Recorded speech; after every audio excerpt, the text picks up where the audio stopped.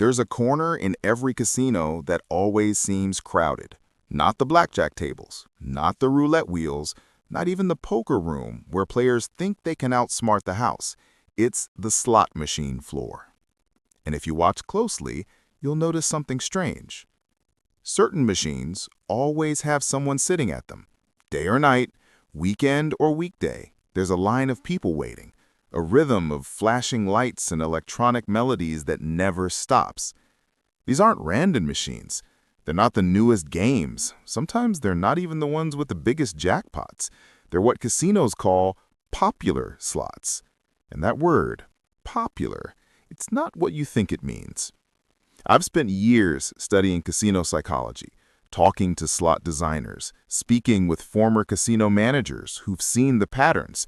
And what I discovered is that the machines people are drawn to aren't popular because they're better. They're popular because they're designed to be impossible to walk away from.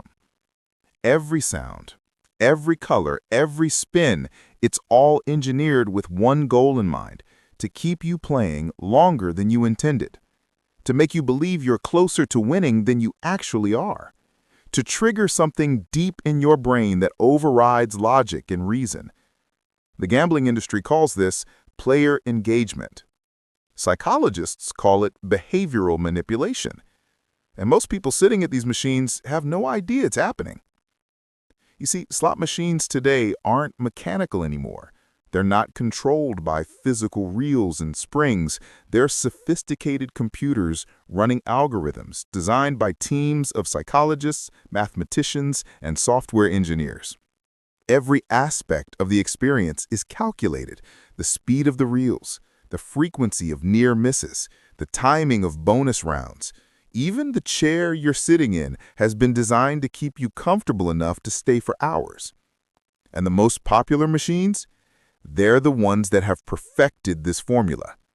They create what researchers call a flow state, a trance-like condition where time disappears, where you lose track of how much you've spent, where every loss feels like temporary and every small win feels like validation. But here's what most players don't realize. That feeling isn't luck, it isn't coincidence, and it certainly isn't random. It's psychology, weaponized, refined over decades of research into human behavior and brain chemistry. And in this video, I'm going to show you exactly how it works. We're going to pull back the curtain on the hidden mechanisms inside popular slot machines, the tricks that make you keep pressing that button, the illusions that make losing feel like almost winning, the sounds and lights that trigger dopamine releases in your brain. By the end of this, you'll never look at a casino floor the same way again. You'll understand why certain machines always have crowds, why some games feel more exciting than others, and why walking away feels so difficult even when you know you should stop. This isn't about judging anyone who plays slots. This is about understanding the game behind the game. Because once you see the psychology, you can't unsee it. Let's begin. Walk onto any casino floor and you'll see hundreds of slot machines. Different themes, different sounds, different jackpots, rows and rows of choices stretching out before you. It feels overwhelming, like standing in front of an enormous buffet where you need to decide which option gives you the best chance. And that feeling, that sense of choice, it's the first illusion. Because here's what casino designers know. Humans are psychologically wired to feel more invested when we believe we've made a choice, when we think we're in control. So casinos give you the appearance of endless variety. Ancient Egypt themes, movie franchises, classic fruit symbols, progressive jackpots, penny slots, high-limit rooms. But underneath all those different exteriors, the machines work almost identically. The same random number generators, the same programmed payout percentages, the same psychological triggers. A slot designer I spoke to explained it like this: we're not selling different games, we're selling different fantasies. But the engine under the hood is remarkably similar. Think about that for a moment.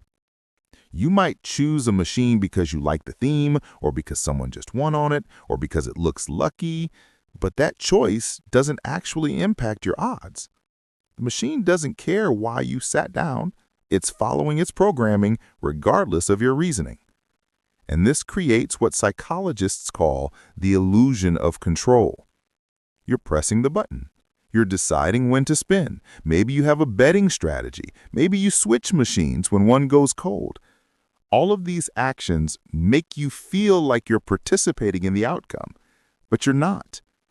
The result of every spin was determined by a random number generator the microsecond you press that button.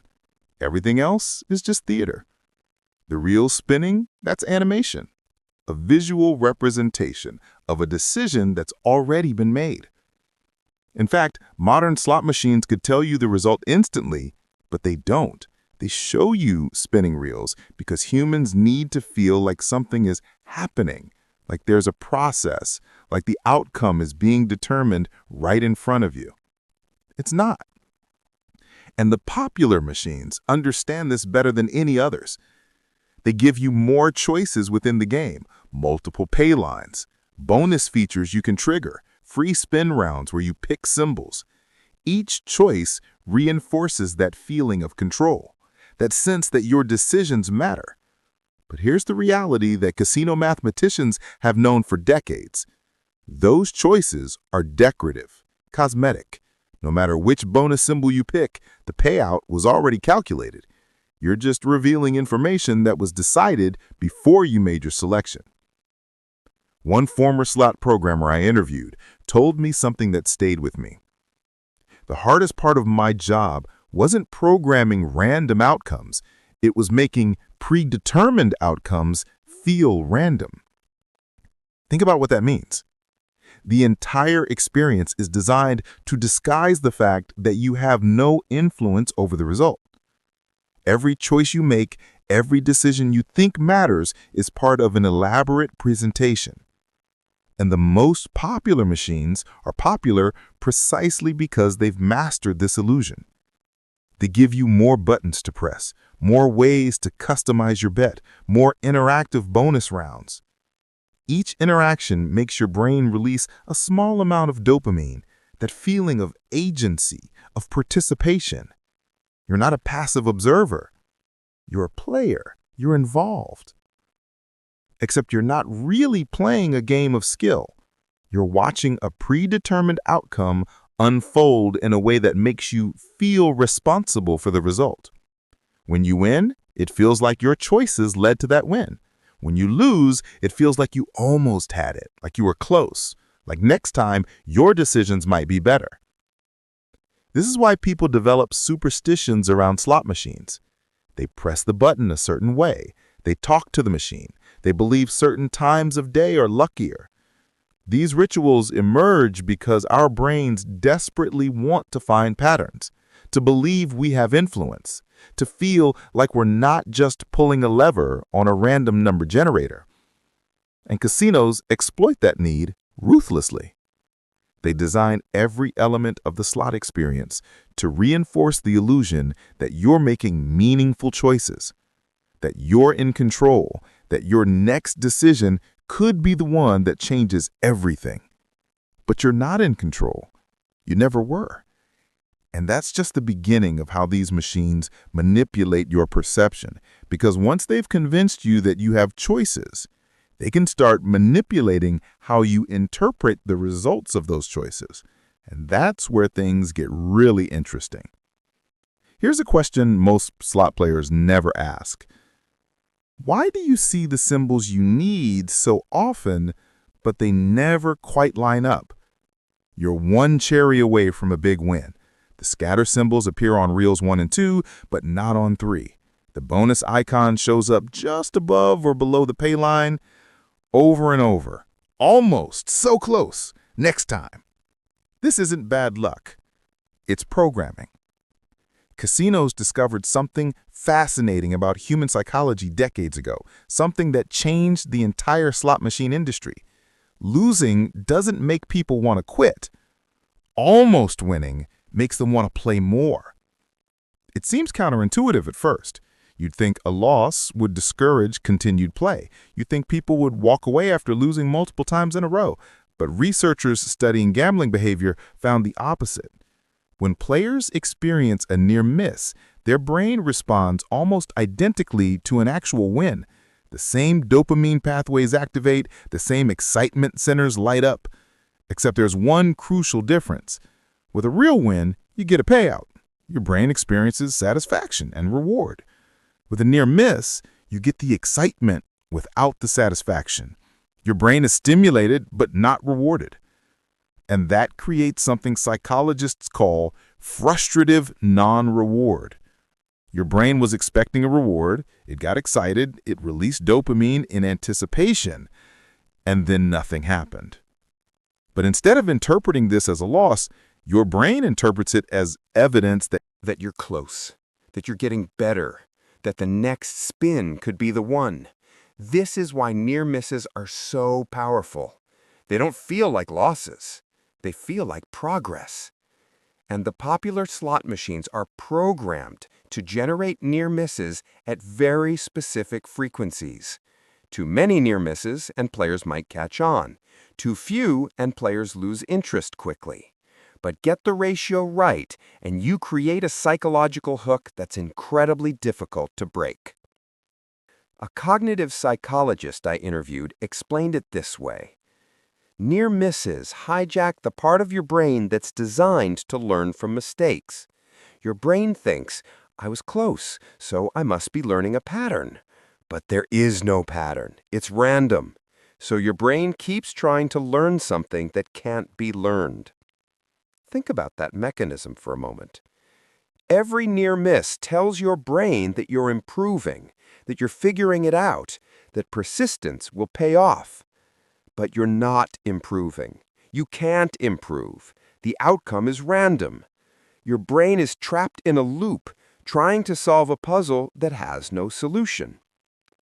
And modern slot machines exploit this with surgical precision. They can program the reels to show near misses, even when the actual result was nowhere close. The random number generator might determine you lost decisively, but the visual representation shows you almost won. On older mechanical slots, this wasn't possible. The reels physically stopped where they stopped. But digital slots can show you anything. They can display a near miss even though the internal calculation never came close to a winning combination. One former casino technician told me something that stunned me. The machines are programmed to show you the symbols you want to see, not randomly, deliberately. They track which symbols players respond to emotionally and make sure those symbols appear frequently, just not in winning combinations. Let that sink in. The machine is watching your behavior, learning what excites you, and then showing you those exciting moments without paying you a cent. It's like dangling a carrot in front of a horse, close enough to keep moving forward, never close enough to actually reach. And the effect on player behavior is dramatic. Studies have shown that players who experience frequent near misses play significantly longer than players who experience random losses. They bet more money. They enter what researchers call chasing mode. They become convinced that they're due for a win, because their brain is interpreting near misses as valuable feedback, as information, as evidence that staying in the game will eventually pay off. But it won't. The near misses aren't predictive. They're not telling you anything meaningful about future spins. They're just keeping you in your seat. And here's the really disturbing part. Players report feeling more excited during sessions with frequent near misses, even though they lose more money overall. The psychological stimulation feels more rewarding than actual wins. Your brain is being trained to value the excitement of almost winning more than the satisfaction of actually winning. And once that training is complete, walking away becomes nearly impossible, because you're not chasing money anymore. You're chasing that feeling, that rush of coming close. and the machine can give you that feeling endlessly without ever paying you a cent.